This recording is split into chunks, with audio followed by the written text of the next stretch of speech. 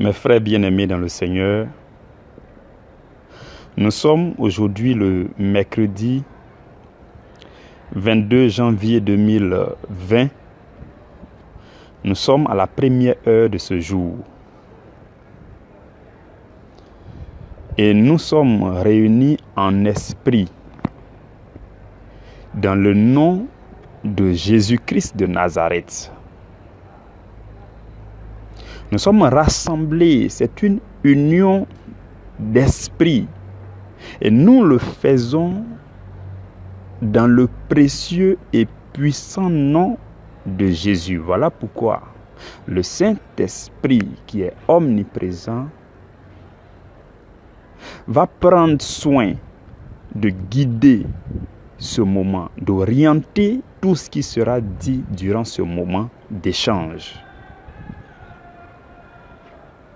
Je rends grâce à Dieu pour la présence du Saint-Esprit sur toi et sur moi à l'instant même.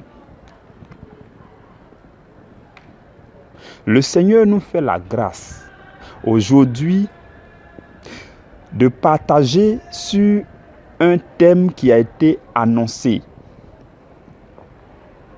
dans le programme que nous avons diffusé pour la semaine. Le thème que nous avons à méditer en cette 3e semaine d'enseignement, c'est « Je revois la qualité de ma relation avec le temps que Dieu m'a donné ». Donc le thème que nous avons à méditer aujourd'hui, c'est « Je revois la qualité de ma relation avec le temps que Dieu m'a donné ». C'est ce que nous avons à méditer. Et je nous invite à lire 2 passages bibliques avant d'entrer dans le vif de notre méditation. Nous allons d'abord lire Ecclésiaste chapitre 3. Ecclésiaste chapitre 3, à partir du 1er verset jusqu'au verset 8. Je nous lis la parole du Seigneur.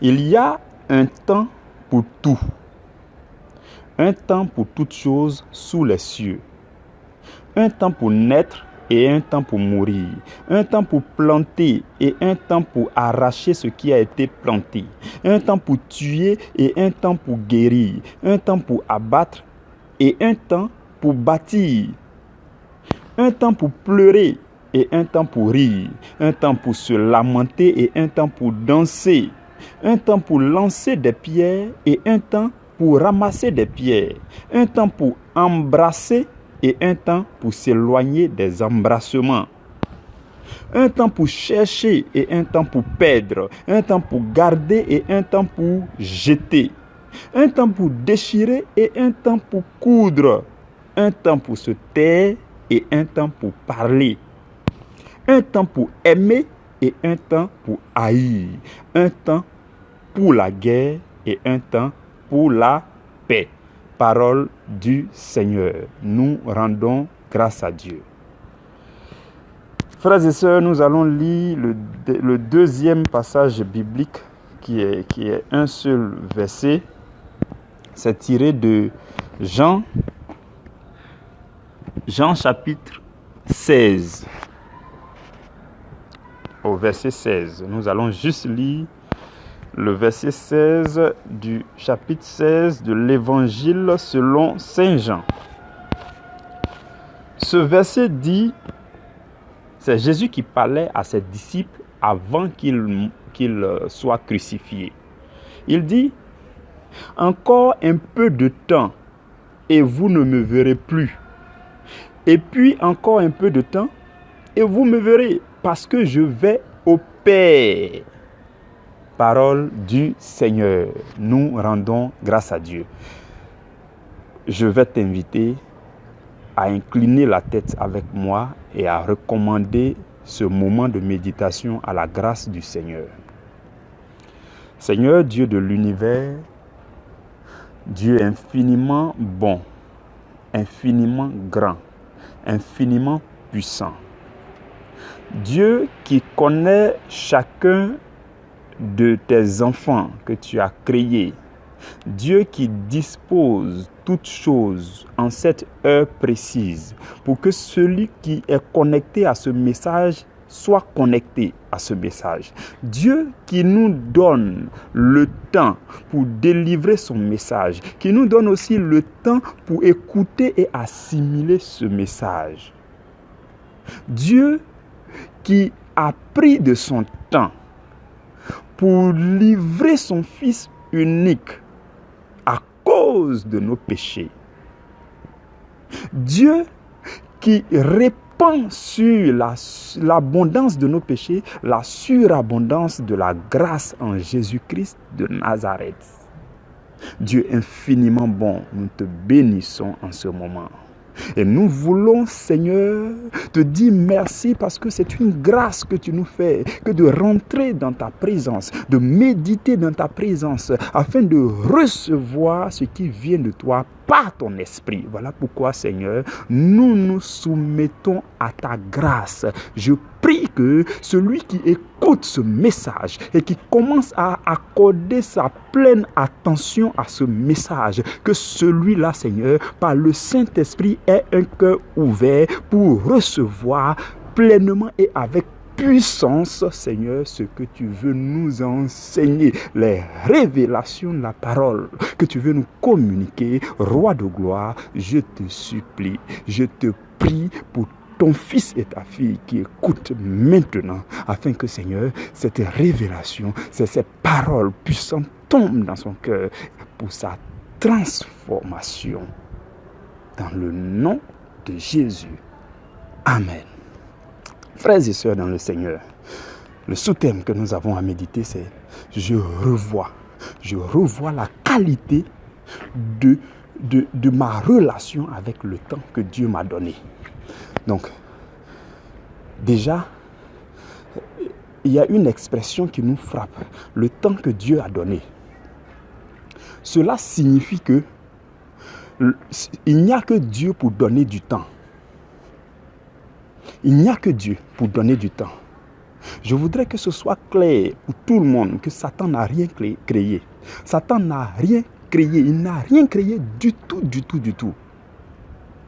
Même le temps, c'est Dieu qui l'a créé. Vous savez pourquoi Dieu a créé le temps et comment Dieu a créé le temps? Lorsque Dieu a formé de la poussière, de la boue, il a formé un corps qui ne bougeait pas. Et la Bible dit que Dieu a mis dans ce corps son souffle, le souffle de vie.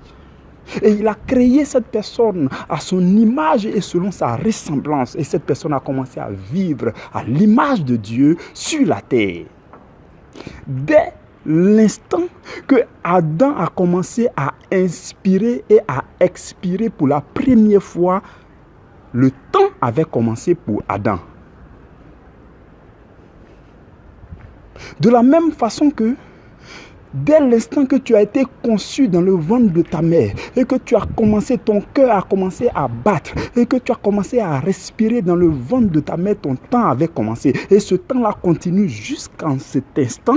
De cette même façon, Dieu a créé le temps pour tout le monde. Dieu a donné du temps à tout le monde. Frères et sœurs, ce que je voudrais relever d'abord, je voudrais relever le fait que quand vous lisez la Bible, la toute première fois où la notion du temps a été évoquée dans la Bible, c'est lorsque la Bible dit « Il y eut un soir et il y eut un matin, ce fut le premier jour ». Dans le livre de la Genèse, c'est à partir de ce verset qu'on commence à voir la notion du temps. Le temps, pour Dieu, ce n'est pas une grandeur. Le temps pour Dieu, devant Dieu, le temps, ce n'est pas des minutes et des secondes. Devant Dieu, le temps est rattaché à un événement. Il a fallu qu'il y ait un soir et qu'ensuite il y ait un jour et que Dieu puisse dire, voici le premier jour. C'est à partir de ce moment que Dieu a nommé le jour. Donc Le temps pour Dieu est rattaché à un événement. La première unité de temps que Dieu a créée, c'est le jour. Ce n'était pas des minutes. C'est des hommes après qui ont essayé de subdiviser pour dire, bon, le jour là même, on dirait que ça, l'ensemble fait ce qu'on appelle 24 heures. Dieu, lui, n'a pas créé heure. Donc, Dieu a créé un événement qu'on appelle, il y eut un soir, et il y eut un matin, et ce fut le premier jour. Dieu a appelé la première unité de temps le jour. Et les hommes ont subdivisé ça en heures. Ils ont vu que, bon, on peut faire en sorte que ça devienne 24 heures. Et donc, la moitié 12 heures là, ça fait le jour, et la moitié 12 heures, ça fait la nuit. Et les hommes ont commencé à dire, bon, donc le jour là, si ça devient 30, ça devient un mois. Si ça fait 7, ça fait une semaine. Donc les hommes ont commencé à donner d'autres unités de temps. Sinon, le temps que Dieu a créé est rattaché à un événement. Je suis en train de te dire que la Bible nous a enseigné tout à l'heure dans le texte que nous avons lu que le temps est rattaché à des actions. Le temps est rattaché à des événements. Il y a un temps pour toutes choses sur la terre. Donc ça veut dire qu'on ne peut pas parler de temps sans parler des choses à accomplir. Devant Dieu, dans la vie chrétienne, dans le spirituel, lorsqu'on parle de temps, c'est forcément rattaché à un événement, à une action, à quelque chose que tu dois accomplir ou bien que tu as accompli. C'est pourquoi le livre d'Ecclésiaste que nous avons lu dit qu'il y a un temps pour toutes choses. S'il n'y a aucune chose à accomplir, il est inutile de parler de temps. Le temps est rattaché à quelque chose que tu dois accomplir. Le temps est rattaché à un événement. Donc, il y a des choses à accomplir d'un côté et il y a le temps d'un autre côté. Les hommes ont fait en sorte que le temps là est devenu une grandeur. On peut parler de tel nombre de temps, 2 minutes, 3 minutes, 10 heures, une année, tout ça. Donc, ça c'est point de vue homme. Point de vue des hommes, vous pouvez parler de 1 semaine, de 2 semaines, de 1 mois, de 10 heures, de 4 heures, de 5 heures. Hein? Ça c'est point de vue des hommes. Mais devant Dieu, tant que tu n'as pas accompli une tâche, le temps de cette tâche n'est pas encore arrivé. Devant Dieu, un événement n'est accompli que lorsque, devant Dieu, le temps est rattaché à un événement que tu dois accomplir. Voilà pourquoi, quand Dieu a créé chacun, il a rattaché à la vie de chaque personne une mission à accomplir sur la terre. Et cette mission est subdivisée en plusieurs sous-missions. Et chaque sous-mission doit être achevée dans un temps bien donné. Puisque le texte que nous avons lu dit, il y a un temps pour toutes choses sur la terre. Il a fallu que tu naisses à la date à laquelle tu es né. Il y avait un temps pour toi sous la terre. Il a fallu que tu grandisses dans le temps qui t'avait été imparti. Et il y a des choses que tu as accomplies. Il a fallu que tu les accomplisses dans le temps que Dieu t'a donné. Mais il est aussi triste de constater que il y a des choses que tu n'as pas accomplies alors que Dieu t'en avait donné le temps. Il y a des choses que tu as mal accomplies alors que Dieu t'en avait donné pleinement le temps. Voici toute la raison pour laquelle il est important pour toi et pour moi de nous asseoir comme nous sommes en train de le faire en cette heure-là pour revoir la qualité de notre relation avec le temps que Dieu nous a donné. Donc, il y a des choses à accomplir, il y a le temps dans lequel il faut accomplir et il y a la qualité de la chose à accomplir. Vous voyez, à partir de 40 ans, tu ne peux pas dire que non, c'est maintenant je vais m'entraîner pour devenir un excellent footballeur. C'est fini, le temps est passé pour toi. Donc, Dieu nous donne la mission, Dieu nous donne des actions à accomplir, Dieu nous confie des tâches à accomplir et en même temps, Dieu définit le temps auquel il faut exécuter ces tâches pour que tu sois productif, pour que tu portes beaucoup de fruits. Dieu t'a confié des missions et Dieu a aussi défini à quel moment tu dois commencer. Et il a aussi défini pendant combien de temps tu dois exercer. Donc, la mission que Dieu t'a confiée sur la terre, les sous-missions, les tâches élémentaires que tu es appelé à accomplir sur la terre, ces choses doivent commencer en leur temps. C'est pourquoi il est dit, il y a un temps pour toutes choses sur la terre. Un temps pour toutes choses. Mais comme nous l'avons dit, l'année dernière, les années passées, il avait été peut-être difficile pour nous d'exécuter ce que Dieu nous a confié en son temps. Et donc, il nous arrivait d'être en retard, ou bien il nous arrivait de nous rendre compte au moment où le temps est déjà passé, ou bien il nous arrivait de nous précipiter, de faire des choses avec précipitation alors que son temps n'est pas encore arrivé. Donc ça veut dire que nous avions une mauvaise relation avec notre temps, avec le temps que Dieu nous a donné.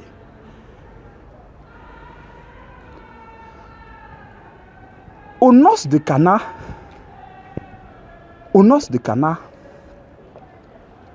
la mère de Jésus, Marie est venue dire à Jésus, la Vierge Marie est venue dire, mon fils, ils n'ont plus de vin. Et Jésus va lui dire, femme, qu'y a-t-il entre toi et moi? Mon heure n'est pas encore arrivée. Voici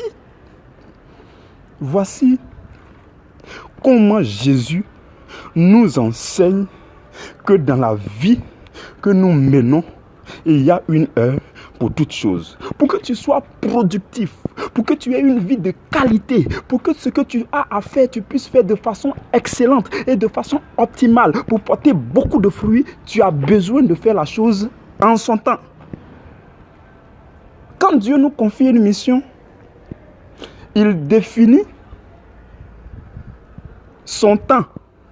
En quel temps cette mission doit commencer? Et il définit durant combien de temps cette mission doit s'exécuter. Et il définit à quel moment cette mission doit prendre fin. Dieu définit tout ça, mais il est compliqué, complexe pour l'être humain d'identifier tout ça, de reconnaître tout ça afin de mieux accomplir sa mission. C'est pourquoi il est important que nous puissions parler du sujet, que nous puissions analyser le sujet, que nous puissions nous poser plein de questions sur le sujet pour dire, mais donc qu'est-ce que je dois faire pour que ma relation avec le temps que Dieu me donne soit une relation de qualité. Le temps est une ressource que Dieu nous donne. Dieu nous donne gratuitement. Et si on veut voir humainement, Dieu a donné 24 heures à tout le monde chaque jour. Tant que tu respires, tu as du temps. Beaucoup disent, je n'ai pas le temps. Dieu ne te donnera pas une 25e heure. Non, il n'y en a pas. Tu n'auras que 24 heures. Si tu veux dire que tu n'as pas le temps, mais tu n'auras que 24 heures. Comme Bill Gates. Comme Aliko d'un côté, tu auras 24 heures. Comme David au dépôt, tu auras 24 heures. Dieu ne t'en donnera pas plus. Tant que tu respireras, tu n'auras que 24 heures. Donc, il est inutile de dire je n'ai pas le temps ne me suffit pas pour faire telle chose. En fait, tu es mal organisé. Voilà pourquoi il est important que nous puissions parler de comment est-ce que tu dois t'organiser pour que tu sois productif, pour que tu aies une relation de qualité avec ton temps.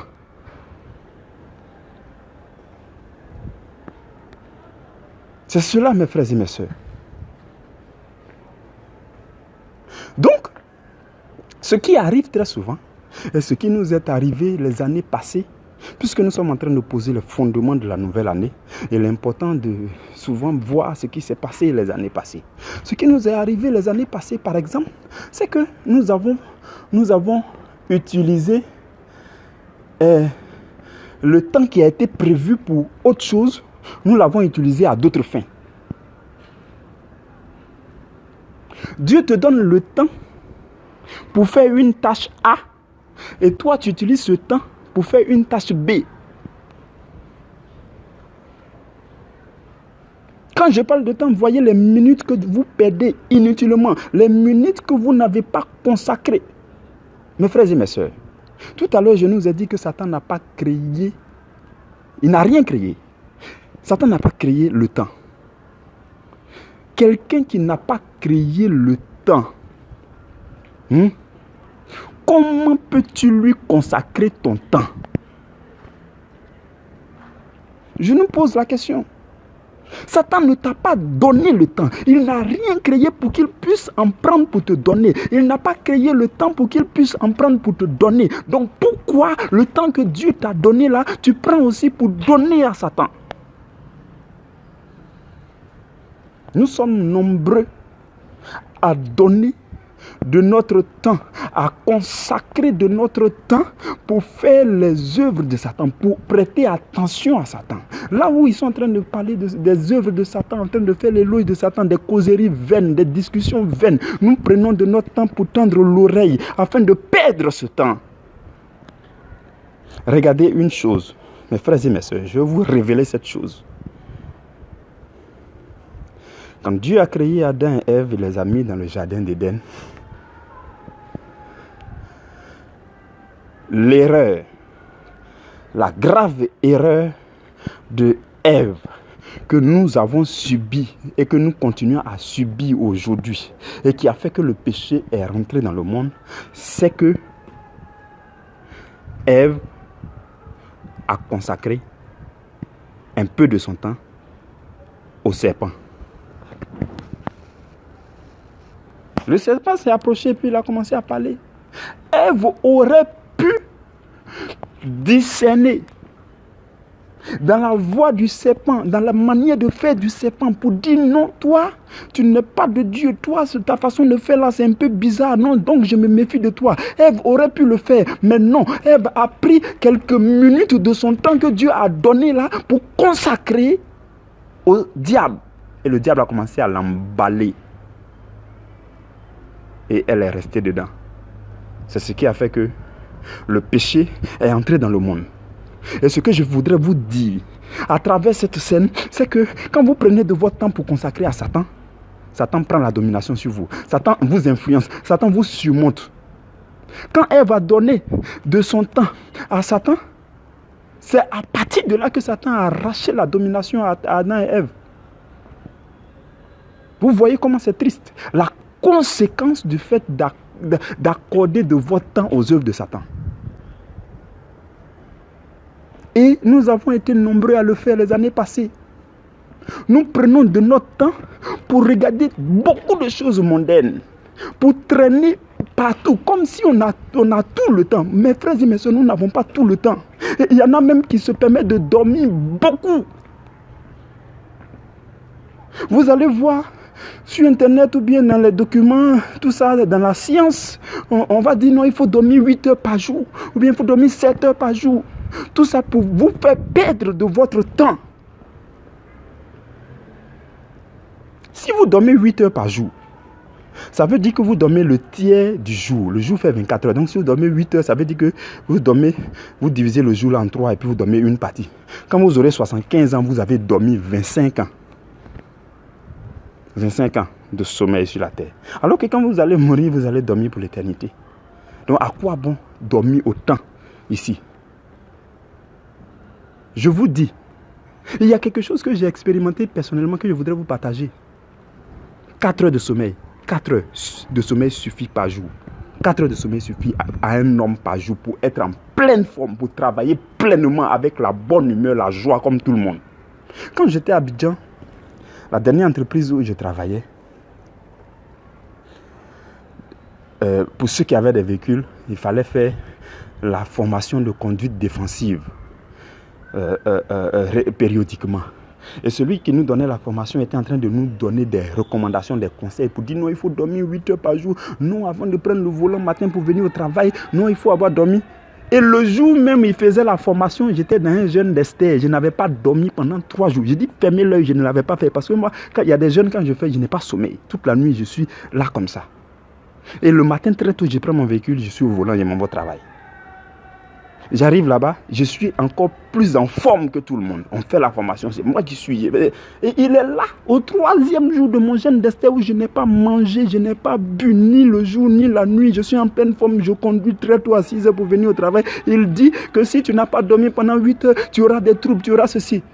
Je n'ai pas dit mot, mes frères et mes soeurs, mais le Seigneur m'a permis de comprendre les réalités mondaines que le monde enseigne et les réalités spirituelles. Et il y a la vérité.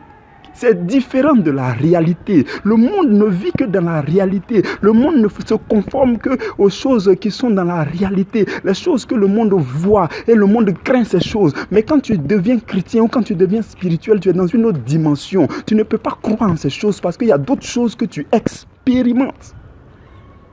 Et tout ce qui fait la différence, c'est l'expérience. Donc, il n'est pas normal de prendre le temps que Dieu vous a donné pour consacrer à Satan. Il n'est pas normal de le faire. C'est vrai, souvent, il faut se distraire un peu, il faut se réjouir.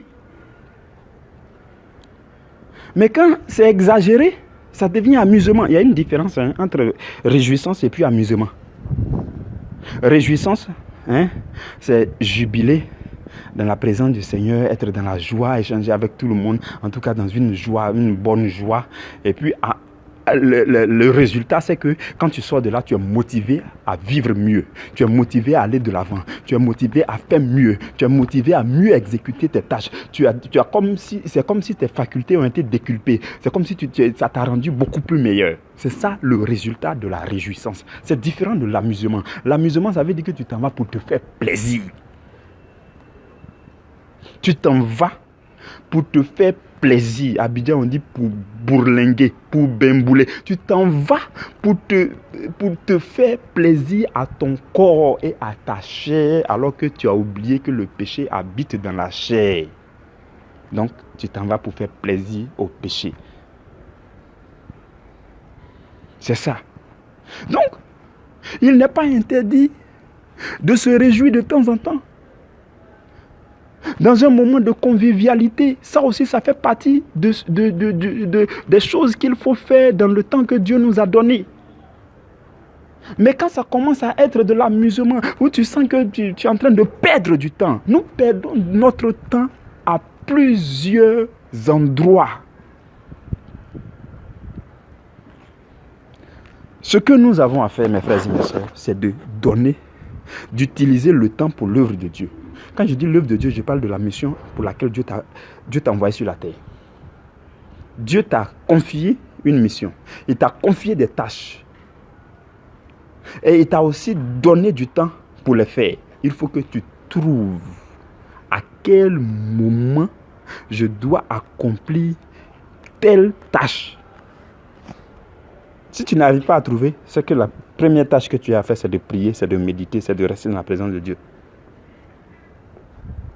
Et quand tu restes dans la présence de Dieu, tu utilises de ton temps pour méditer, pour réfléchir avec le Seigneur. Quand tu utilises de ton temps pour murmurer les versets bibliques, pour réfléchir à travers la parole, pour méditer, pour chercher Dieu dans sa parole, tu es en train de lui accorder ce temps. Tu es en train de semer de son temps dans la présence de Dieu. Tu es en train de semer ton temps qui va porter beaucoup de fruits plus tard. Tu es en train de consacrer ton attention à Dieu pour que Dieu te dise qu'est-ce que tu dois faire. Parce que, visiblement, pour que je sache quelle est ma mission, il faut que je m'approche de celui qui m'a envoyé en mission. Pour que je sache quelle est l'action que je dois mener dans son temps, il faut que je m'approche dans la présence de celui qui m'a confié cette action. Donc, si tu ne sais pas quoi faire, la première chose, c'est de consacrer ton temps à la présence de Dieu. C'est cela la première chose. Quelqu'un m'a demandé, Béger, comment faire pour savoir la mission que Dieu m'a confiée sur la terre? Mais c'est simple, approche-toi de Dieu.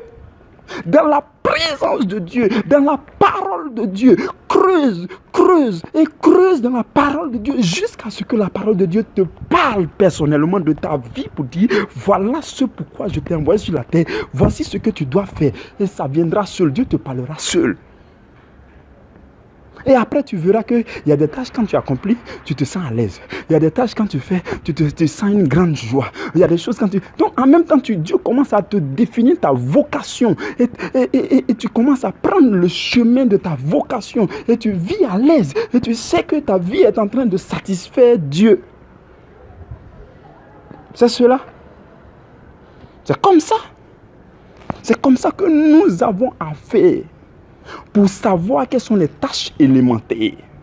Il y a des gens aussi qui savent déjà ce que Dieu leur a confié sur la terre. Ils savent de façon vague qu'est-ce qu'ils vont faire, quelle est leur vocation. Mais, mes frères et mes sœurs, attention, c'est vrai, tu peux savoir la direction, mais il faut que tu demandes à Dieu de façon continuelle quels sont les pas que je vais prendre, les pas élémentaires. Quand tu prends un pas, tu dis à Dieu, Seigneur, quel sera le prochain pas et quel est son temps.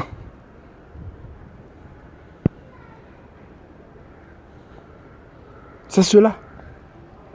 Il est important que vous et moi, nous puissions exécuter nos missions dans le temps. Nous puissions utiliser le temps que Dieu nous donne à bon escient. C'est très important, mes frères et mes sœurs. C'est très important. Je nous ramène un peu au texte que nous avons lu. Dans le livre d'Ecclésiaste, la Bible nous parle du temps avec beaucoup d'éloquence. La Bible dit que chaque chose que tu as à faire, ce que tu dois faire demain, ce que tu dois faire après-demain, ce que tu dois accomplir cette semaine, pour que Dieu confirme que effectivement quand il t'a envoyé sur la terre, c'est ce que tu devais faire. Cette chose-là, tu dois accomplir ça dans un temps bien donné. D'abord, tu dois l'accomplir à un moment bien donné. Donc, tu dois connaître ce moment. Et quand tu vas commencer, ça doit aller jusqu'à sa fin. Et sa fin, là, c'est à un moment bien donné. Ça aussi, tu dois connaître. Et le livre d'Ecclésiaste nous dit, il y a un temps pour tout. Un temps pour toutes choses sous les cieux. Il y a eu un temps pour naître. Et il y a un temps pour mourir. Tu n'es pas né pour être éternel sur la terre.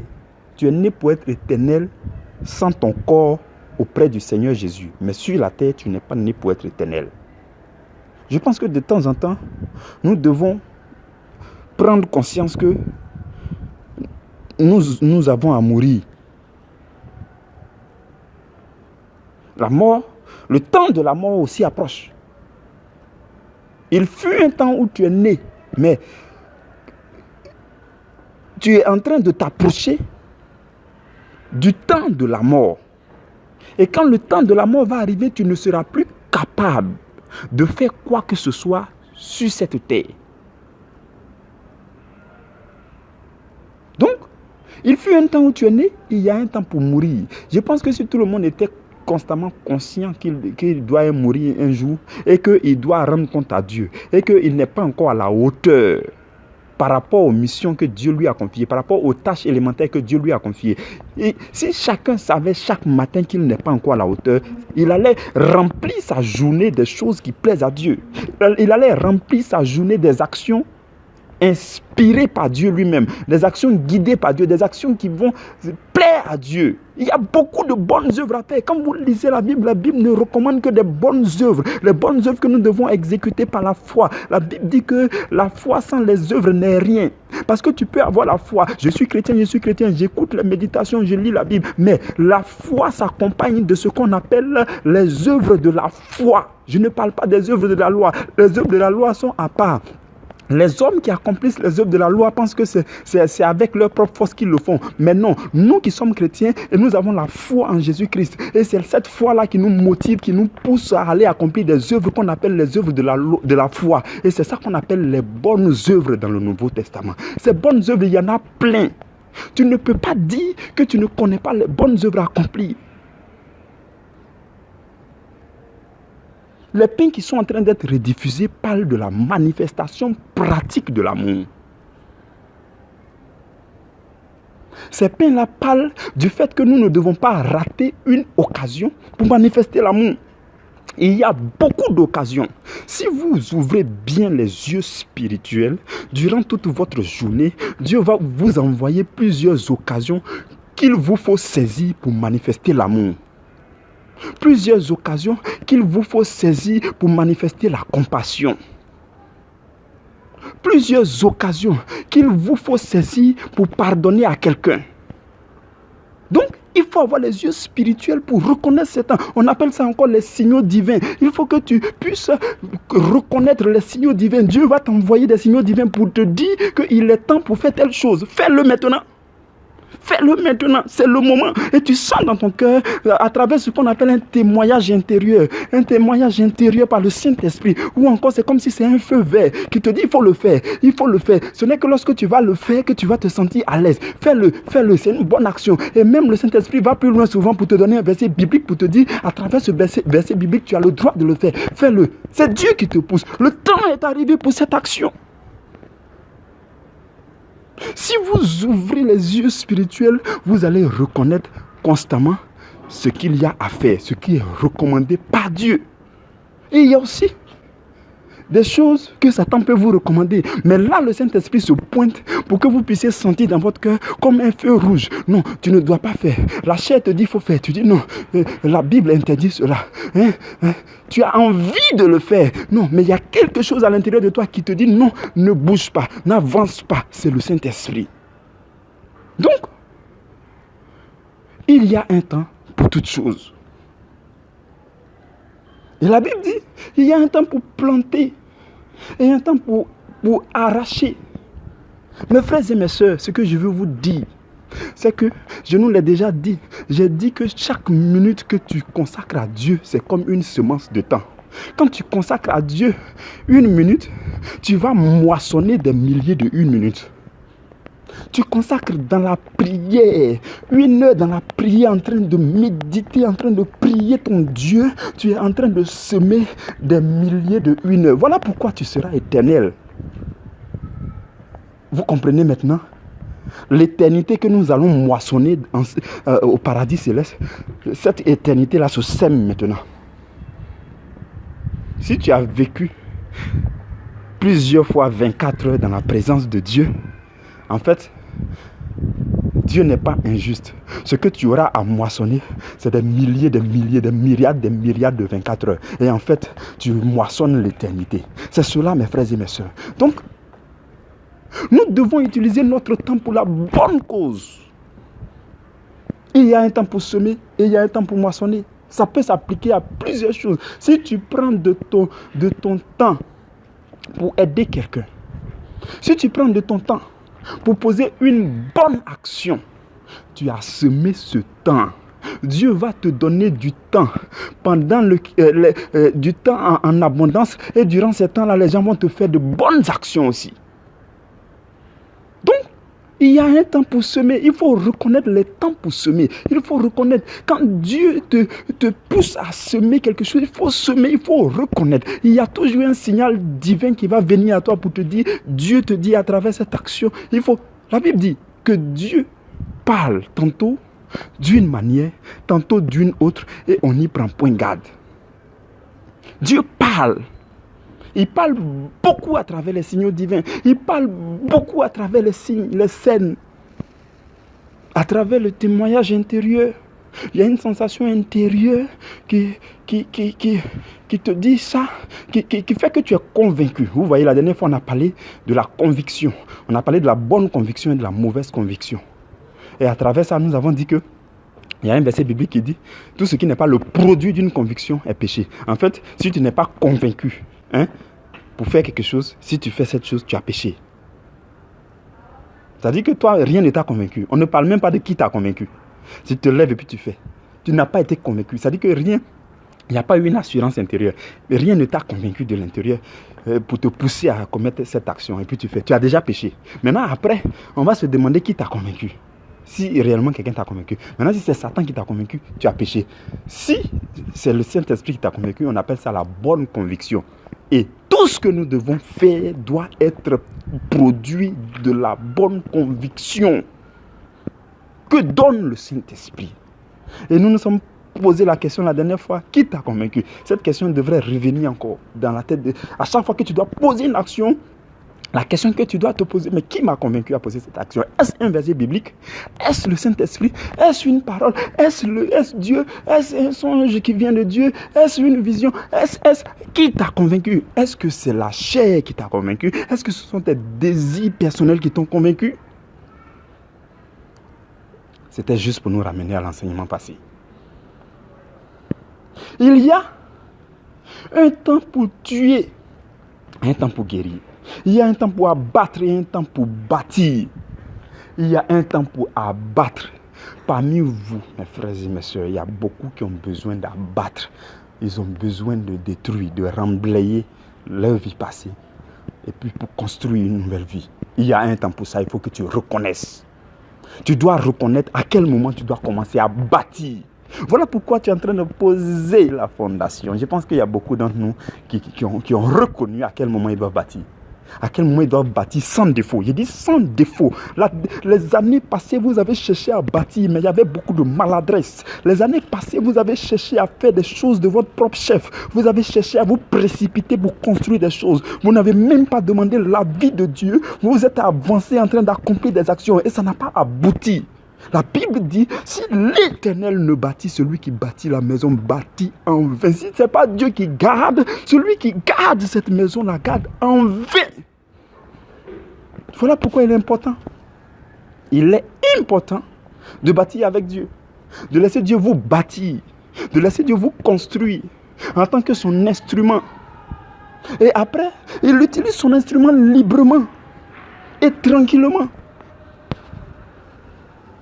Et la Bible dit, il y a un temps pour pleurer et un temps pour rire. Un temps pour se lamenter et un temps pour danser. Peut-être que dans les années passées, dans ta vie, tu t'es lamenté, tu as pleuré. Parce que non, on t'attaque beaucoup. Non, les sorciers de ton village ont fait ceci, ils ont fait cela. Non, les gens ne m'aiment pas. Mon mari ne m'aime pas. Mes copines ne m'aiment pas. Mon chef, mon patron, mon DG ne m'aime pas. Celui-ci ne m'aime pas. Et tu as passé tout ton temps à te lamenter. C'était l'année dernière. Il y avait un temps pour cela. Mais maintenant, la Bible dit qu'il y a un temps pour rire, il y a un temps pour danser. Quand tu connais le Seigneur Jésus, quand tu découvres le Seigneur Jésus dans sa parole, quand tu l'aimes et que tu marches avec lui, tu ne peux pas vivre dans l'angoisse, tu ne peux pas vivre dans le stress. Peu importe la situation, tu vas dire comme le roi David, rien ne peut m'empêcher d'adorer Dieu. Il ne faut pas que quelque chose dans votre vie de chaque jour puisse vous empêcher d'adorer Dieu. Non, au soir de chaque jour, vous devez pouvoir dire à Dieu, Seigneur, peu importe ce qui est arrivé, je t'adore. Il faut saisir votre temps de rire et de danser. Le temps de rire et de danser, c'est dans le Seigneur Jésus. Et la Bible dit, il y a un temps pour lancer des pierres, un temps pour les ramasser, un temps pour embrasser, un temps pour s'éloigner de l'embrassement, un temps pour chercher, un temps pour perdre, un temps pour garder et un temps pour jeter, un temps pour déchirer, un temps pour coudre. Un temps pour se taire et un temps pour parler. Quand on se tait, on apprend mieux. On ne peut pas être dans la présence de Dieu et puis parler tout le temps. Frères et sœurs, quand on dit prière, là, je vais vous dire, quand on dit prière, là, tu pries, tu parles à ton Dieu. À un moment donné, tu te tais pour que Dieu te parle. Tout ça, c'est la prière. Même dans la prière, il y a un temps pour parler, un temps pour écouter Dieu, pour recevoir les instructions. Et ça peut se faire dans la méditation, où tu médites un verset biblique. tu vas à travers ce verset. Tu observes les contours de ce verset, chaque mot de ce verset. Qu'est-ce que chaque mot veut dire? Est-ce que chaque mot de ce verset ne te ramène pas à un autre verset pour mieux comprendre, ainsi de suite? Donc cette réflexion silencieuse qui se fait dans la présence du Saint-Esprit là, ça aussi c'est la prière. Parce que là c'est Dieu qui te parle. Tu as parlé à Dieu, Dieu te parle. La prière, c'est de deux côtés. Tu échanges avec ton Dieu. Tu communiques. La prière se définit par le fait de communiquer avec Dieu. Et une communication se fait dans les deux sens. Et la Bible dit qu'il y a un temps pour aimer et il y a un temps pour haïr. Les années passées, il y avait peut-être un temps pour toi pour aimer les boîtes de nuit, les bars. Mais la Bible dit, quand tu connais le Seigneur Jésus, quand le Seigneur Jésus commence à vivre en toi, c'est lui, par sa parole, qui va te communiquer le vouloir et le faire. Le vouloir faire le mal, il va remplacer ça par le vouloir faire le bien. Et il va te remplacer le aimer les boîtes de nuit, les bars, le péché, la chair, les œuvres de la chair. Il va te remplacer ça par le détester, haïr ces choses. Il y a un temps pour ça, il faut que tu saisisses ce temps. Si pour toi, aujourd'hui, à l'instant où je suis en train de te parler, tu trouves que c'est le temps de détester les œuvres de Satan dans ta vie, c'est le temps de haïr le péché. Il y a un péché qui s'attache à toi, qui s'accroche à toi, jusqu'à même, souvent tu te donnes raison. Tu trouves que non, la Bible, c'est vrai, la Bible dit ceci, mais on dirait que ce que toi tu fais là, ce n'est pas encore le péché. La Bible aurait pu être d'accord avec toi. Et toi, tu trouves des arguments pour te consoler parce que peut-être ce que tu fais là n'est pas un péché. Mais en fait, Satan t'a attaché. Et si tu trouves que à l'instant où je suis en train de te parler, c'est le moment pour toi pour haïr ce péché, il faut que tu décides maintenant dans le Seigneur de haïr le péché. La Bible dit, dans le livre des Proverbes, la Bible dit, le commencement de la sagesse, c'est la crainte de l'Éternel. Et dans le même livre de Proverbes, la Bible dit encore que la crainte de l'Éternel, c'est la haine du péché. Tu ne peux pas dire que tu crains l'Éternel si tu ne hais pas le péché. Pour bien craindre l'Éternel, pour bien aimer l'Éternel, tu dois haïr le péché. Tu dois haïr les œuvres du péché. Tu dois haïr Satan et ses œuvres. Tu ne peux pas dis que tu aimes Dieu et puis tu continues de conjuguer avec les œuvres. Je te le dis, si tu trouves que à travers la voix que tu entends maintenant, si tu trouves que c'est le temps pour toi de haïr les œuvres de Satan, de les détester, de les rejeter, de leur dire, j'en ai assez de vous, j'en ai marre de vous, laissez-moi tranquille, je prends ma délivrance au nom de Jésus, afin que Jésus guide ma vie, parce que pour moi, c'est le temps de rire, c'est le temps de danser, c'est le temps de jubiler, c'est le temps d'avancer avec Jésus, c'est le temps de faire des exploits, c'est le temps de la victoire, c'est le temps du triomphe. Si c'est le temps pour toi, c'est aujourd'hui que tu décides. Aujourd'hui et non demain. Nous sommes en train de bâtir les fondements de la nouvelle année. Si tu trouves que c'est le temps de bien bâtir les fondements de ta nouvelle année, il faut que tu reconnaisses aussi ce temps à travers ce message de ce soir. Il faut que tu reconnaisses ce temps. Vous voyez, mes frères et mes sœurs, dans le deuxième passage que nous avons lu, Jésus échangeait à ses disciples. Il a dit, encore un peu de temps et vous ne me verrez plus. Et encore un peu de temps et vous me verrez. Et les disciples ont commencé à se poser la question, mais qu'est-ce qu'il veut dire par là? Il dit encore un peu de temps, on ne le verra plus. Encore un peu de temps, on le verra encore. Qu'est-ce qu'il veut dire? Les gens se posaient la question. Et Jésus a été au courant de cela. Mes frères et mes sœurs, il y a une révélation qui sort de ce verset qui te sera utile. Maintenant, Maintenant, Jésus dit, encore un peu de temps et vous ne me verrez plus.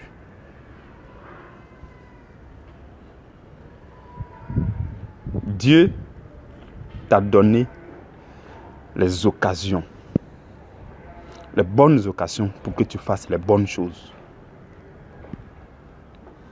Tu désirais entendre la voix de Dieu. Tu désirais recevoir de Dieu. Écoutez-moi bien, mes frères et mes sœurs. Nous tirons vers la fin de notre méditation.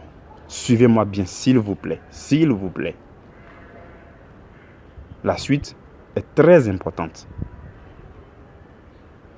Dieu t'a donné des occasions, des bonnes occasions, pour que tu fasses des bonnes choses. Il t'a donné les meilleures occasions pour que tu accomplisses les tâches que tu aurais pu accomplir. Pour que lui, Dieu, il soit satisfait. Tu voulais entendre la voix de Dieu. Tu voulais écouter les méditations afin de saisir les profondeurs des choses de Dieu. Tu voulais que Dieu t'éclaire. Quand tu pries même, tu dis, Seigneur, éclaire-moi. Éclaire-moi, éclaire mes pas. Oh, je veux évoluer avec toi. Je veux avancer avec toi. Enseigne-moi. Dieu t'a donné les bonnes occasions pour que tu écoutes et que tu sois enseigné. Si on n'écoute pas, on ne peut pas être enseigné. Si vous pouvez entendre. Il y a beaucoup qui mettent les pains là pour dormir avec. Ils entendent le pain à dormir, mais ils n'écoutent pas le pain. Parce que pour comprendre, il faut écouter.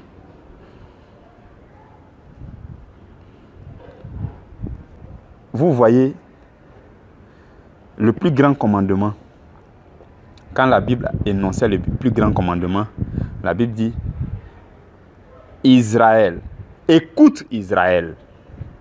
Avant de dire, tu aimeras ton Dieu de tout ton cœur. La Bible a commencé à dire, si vous lisez ces versets-là, je n'ai pas la référence en tête, mais la Bible commence par dire, écoute Israël. Donc, Israël doit écouter. Israël d'aujourd'hui, c'est toi, c'est moi. Israël doit écouter d'abord avant qu'il puisse exécuter les commandements de Dieu. Les 10 commandements commencent par, écoute Israël. Donc, Israël doit écouter avant de pouvoir mettre en pratique la parole de Dieu. Et Dieu te donne les bonnes occasions pour que tu écoutes sa parole. Dieu te donne les bons amis, il te permet de fréquenter les bons endroits pour que tu puisses exécuter les bonnes choses. Dieu te permet d'avoir les temps qu'il faut, les temps calmes. Il y a des temps que tu as pris pour dormir là. Dieu voulait que tu le rencontres durant ces temps pour qu'il t'enrichisse encore. Ainsi de suite. Mais tu ne le fais pas. Pendant que Jésus est présent, Jésus veut se donner à toi. Il crée toutes les occasions pour se donner à toi, pour demeurer avec toi. Tu refuses.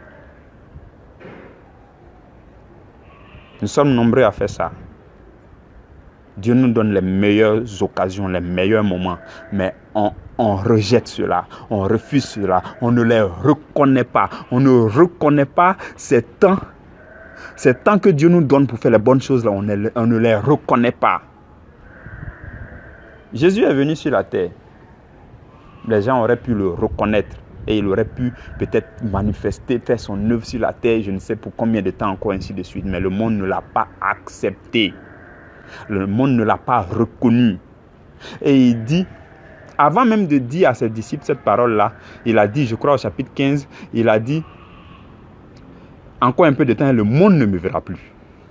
Il a dit ça aussi, dans le chapitre 14 du livre de Jean. Et au chapitre 16, maintenant, où il échangeait avec ses disciples, il dit, à eux aussi, il dit, encore un peu de temps, vous ne me verrez plus. En fait, si tu n'as pas reconnu ma valeur, encore un peu de temps, tu ne me verras plus. Toi qui m'écoutes en ce soir, si tu trouves que dans ta vie, Dieu t'a donné plusieurs occasions pour que tu reconnaisses sa valeur, pour que tu le saisisses, pour que tu communies avec lui, pour que tu poses de bonnes actions. Il t'a donné plusieurs occasions pour poser de bonnes actions, pour que tu lui fasses plaisir, pour que tu accomplisses la mission qu'il t'a confiée sur la terre, mais tu ne le fais pas. Jésus te dit, si tu continues comme ça, il te reste encore un peu de temps et tu ne le verras plus. Il dit encore un peu de temps et vous ne me verrez plus. Encore un peu de temps, le monde ne me verra plus. Maintenant, si toi, c'est maintenant que tu as commencé à chercher Jésus. Oh, je veux saisir Jésus. Oh, le Seigneur Jésus, je veux marcher avec lui. Tu es dans tes débuts. Tu es motivé. Hein? Tu veux aller de l'avant avec le Seigneur Jésus. Il te dit en ce matin, encore un peu de temps et tu le verras. Continue de méditer et tu le verras. Continue d'écouter la parole à fond et à fond. Tu le verras. Il dit encore un peu de temps et tu me verras. Encore un peu de temps, vous me verrez. Encore un peu de temps, tu verras Jésus. Le temps est rattaché à une action. Le temps est rattaché à un événement. Ton temps, le temps qu'il te faut pour recevoir Jésus, pour connaître Jésus, pour que Jésus vienne à toi, pour que Jésus commence à te parler, pour que Jésus commence à t'utiliser pleinement. Ce temps-là dépend d'un événement, dépend d'une action que tu dois poser. Ce temps-là dépend du fait que tu dois continuellement communier avec Jésus. Tu dois continuer à méditer. Tu dois continuer à écouter les pains. Tu dois continuer à écouter les prédications. Tu dois continuer à prier dans le secret, discrètement avec le Seigneur Jésus. Et encore un peu de temps, tu le verras pleinement. Pleinement, tu le verras. Je te le dis, le Seigneur Jésus va se révéler à toi. Et tu vas le découvrir dans sa parole. Tu vas entendre sa voix. Les révélations excellentes vont tomber dans ton cœur. Mais il te reste encore un peu de temps. Encore un peu de temps. Un peu de temps. Encore un peu de temps. Le temps est rattaché à un événement. Encore un peu de temps de prière. Un peu plus de prière. Un peu plus de méditation. Un peu plus d'écoute des pains. Un peu plus d'écoute des prédications. Un peu plus de méditation, de prière. Un peu plus de lecture de ta Bible. Un peu plus, un peu plus, un peu plus. Et encore un peu de temps, tu vas voir le Seigneur Jésus. Parce qu'il a dit, encore un peu de temps et vous me verrez.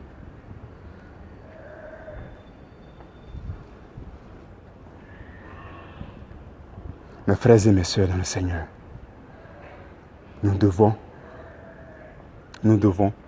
reconsidérer notre temps. Reconsidérer le temps que Dieu nous donne. Inutile de donner votre temps à Satan. C'est inutile. Vous gaspillez votre temps et Satan prend le dessus sur votre vie. Il vous arrache votre domination. Je ne sais pas ce que tu consacres. Ce à quoi tu consacres ton temps, je ne sais pas. C'est toi ce qui sais. Mais ce que je veux te dire aujourd'hui, c'est que le temps, c'est Dieu qui te l'a donné. Et ce n'est pas éternel. Tant que tu vis dans ton corps, tu ne peux pas vivre dans ce corps-là éternellement parce que ça a été souillé. Ça ne peut plus vivre éternellement. Il y a un corps glorieux qui t'attend. Mais ce corps glorieux-là ne peut pas vivre sur cette terre, ne peut plus toucher des choses, ne peut plus faire des entreprises, ne peut plus évangéliser. Ce corps glorieux ne peut plus méditer, ne peut plus poser des bonnes actions. C'est plutôt le corps dans lequel tu es. Et si je te donne trop, peut-être c'est 80, 90, 100 ans quoi. Donc, c'est durant ce temps-là que tu dois agir pour le Seigneur. Que tu dois agir sur le monde. C'est-à-dire que c'est là que tu dois impacter le monde pour le Seigneur. C'est là que, mes frères et mes soeurs, je vous le dis, ce que je suis en train de nous délivrer ce matin-là, si vous avez saisi cela, chaque matin avant votre réveil, quand vous allez dans votre prière le matin, vous allez dire à Dieu, Seigneur, donne-moi de faire ce que je dois faire.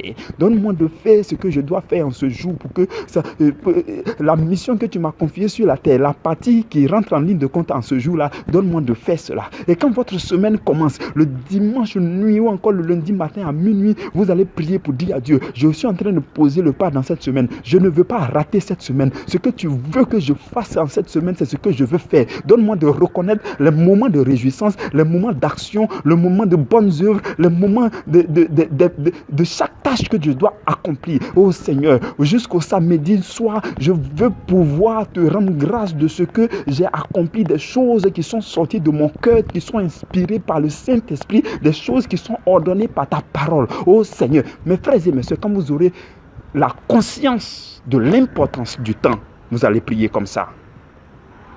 La conscience de l'importance de votre temps, vous allez prier comme ça. Et quand vous allez prier comme ça, Dieu, ce genre de prière, Dieu exauce toujours. C'est comme tu dis à Dieu, Seigneur, donne-moi beaucoup d'occasions en cette journée pour que je puisse resplendir de ta lumière. Seigneur, quand je vais marcher, quand je vais sortir, donne-moi les occasions qu'il faut pour que je puisse évangéliser. La dernière fois, j'étais dans un bus. Je suis monté dans le bus. Et il y a une dame qui est montée. avec son bébé. Il y avait une place libre. La dame elle s'est assise avec son bébé. Et tout à coup, l'enfant et moi, nos regards se sont croisés. Et j'ai souri. J'ai fait ça beaucoup aux enfants. Et quand j'ai fait ça aux enfants, ça les capte tout le temps. Quand j'ai souri, j'ai regardé ailleurs. L'enfant a regardé sa maman.